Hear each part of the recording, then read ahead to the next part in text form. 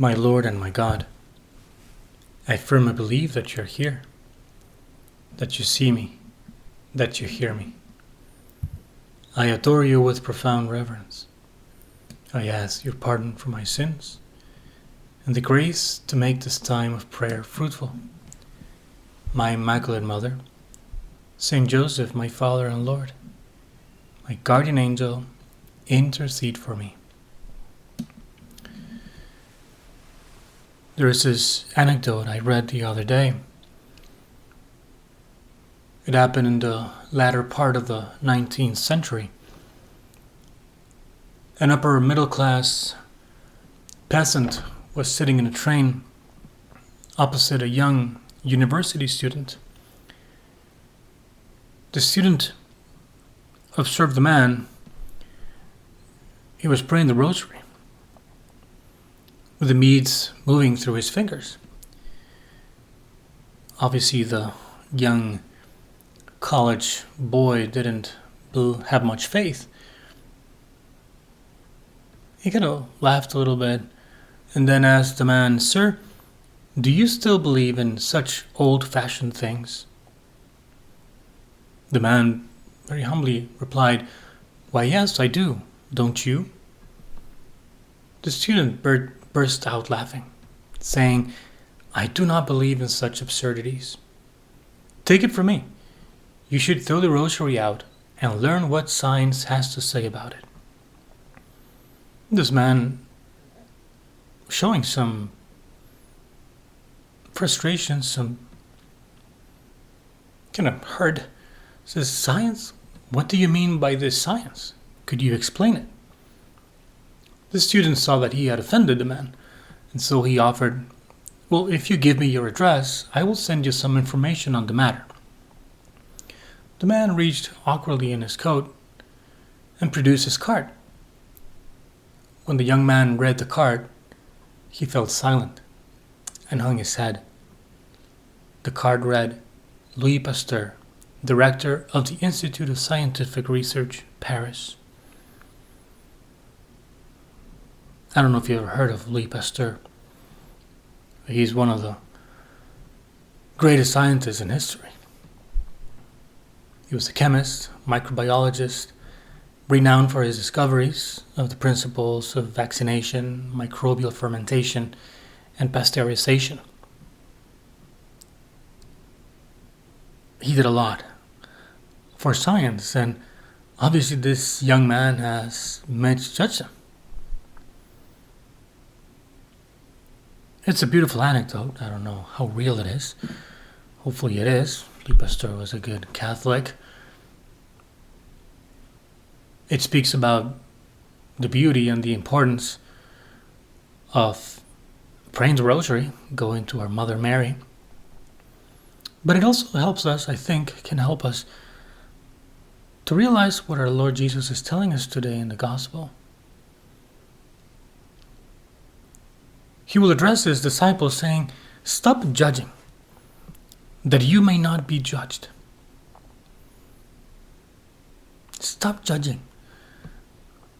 Something so important for all of us, because no matter where we live, what culture we come from, no matter what place in society we have, no matter if we're man or woman, we all fall into this problem, judging others, those around us, for what they do, what they don't do. Gossip, being critical. And Jesus is very clear with us. Stop judging. And then he goes on with this very famous comparison. He says, "Why do you notice the splinter in your brother's eye, but do not perceive the wooden beam in your own eye? How can you say to your brother, 'Let me remove that splinter from your eye,' while the wooden beam is in your eye? You hypocrite, remove the wooden beam from your eye first." You hypocrite. And I think we all need to hear these words in our mind, telling us, "You hypocrite. What about you? who are you to judge? The politician? Who are you to judge? Your brother, your sister? Who are you to judge? Your boss? Your mom? Your dad? Your children? Only God can judge us. Of course, we need to help people, and if someone has a beam in his eye, we need to help him and hopefully show it to him so that he will take it out of his eye. But as we see those problems in other people, because people have problems, no one is perfect, we need to look inside ourselves and ask, well, what about me? What am I doing for this? And I think it happens to all of us. I guess you just need to go out and drive for a little bit, and if there's traffic, we complain about other drivers. But maybe the first question has to be, hey, how do I drive? Am I respectful to others? Do I respect the laws of traffic? Or when we read the newspapers and we read about politicians saying this or that, doing this or that, or not doing this or that, and we complain. And we need to ask ourselves, what about me? What am I doing for society? What am I doing about this or that? And focus on that. And maybe eventually helping that politician if there's anything we can do. Or participating in politics so that politician isn't elected the next time. With church authorities, with your pastor. In complaining, you need to think, well, what am I doing for the church? How am I serving it? Can I be more faithful, more generous? Because we all make society, we all make the church. And complaining, judging, criticizing, it's not going to help anybody. It's not going to help the country. It's not going to help the church. It's not going to help your brother or sister, your mom and dad. What changes society, what makes a difference, is your attitude, is you taking off that beam off your eye and being the best Christian, the best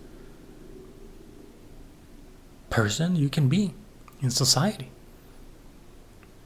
And if each one of us here examines his conscience and takes that beam off his eye, then we will make a difference in society. Complaining has never made a difference. Sometimes we need to bring things up to the appropriate authorities, and it is good that we do that. And there are ways of doing it. But just judging immediately, not giving people the benefit of the doubt, not trying to find out better or looking into it and seeing how can I really help this person. We might be falling into the same mistake this young man fell into when he judged that what seemed to be this old, simple man praying the rosary in the train. Let us think first. Let us truly ask ourselves, where is this going to lead? Am I truly helping the church or society by judging, by complaining? Can I put myself in his shoes? Can I help in any way? And what we can all do is take that beam out of our eye and just try our best. And if we try our best, then we will be able to help our brother. We will be able to help the church with our witness, with our love, with our charity, and maybe even with a good correction. But first of all, as Jesus tells us, do not judge. I thank you, my God, for the good resolutions, affections, and inspirations that you have communicated to me in this meditation. I ask your help to put them into effect.